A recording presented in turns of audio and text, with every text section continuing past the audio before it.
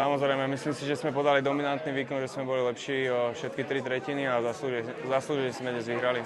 Ten prvý gól to už podal taký, dá sa povedať, šťastný možno, a na druhej strane asi chalani dobre sledovala ten puk, ten odraz. Ja som ho nevidel, ten prvý gól, takže neviem, ale môže byť, že bol šťastný, ale potom si myslím, že sme mali veľa šancí, dneska sme boli aj efektívni, takže sa nám hralo ľahšie potom.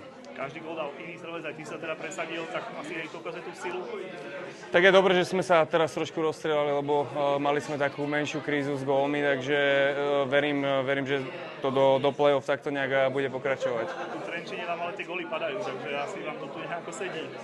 No tento rok nám fakt sedia, ako Trenčín celkovo, myslím, že sme s nimi nestratili ani bod, takže oni sú teraz v ťažkej situácii a bolo to cítiť na tom mlade, takže asi tak by som to povedal. Ten záver ligy už naozaj blízko, tak možno brať fyziky, že každý zápas už je taký ten predplay-off, dala by sa na to play-off čo najlepšie? No, áno, určite z našej strany áno. Dneska Dukla podľa mňa, nepatrím sa asi k tomu vyjadrovať, ale oni tú emóciu asi nemali, takže pre nás to nebol ťažký zápas. Z mojej strany ja to tak vidím.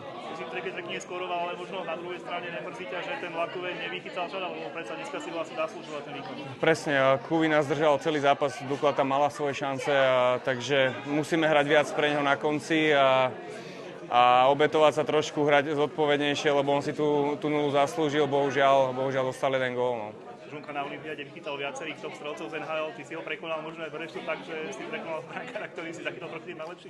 Tak je to jeden z najlepších gólmanov ligy, teší ma ten gól a teší ma hlavne to víťazstvo, ale nejak akože úplne nejdem z toho skákať 3 metre.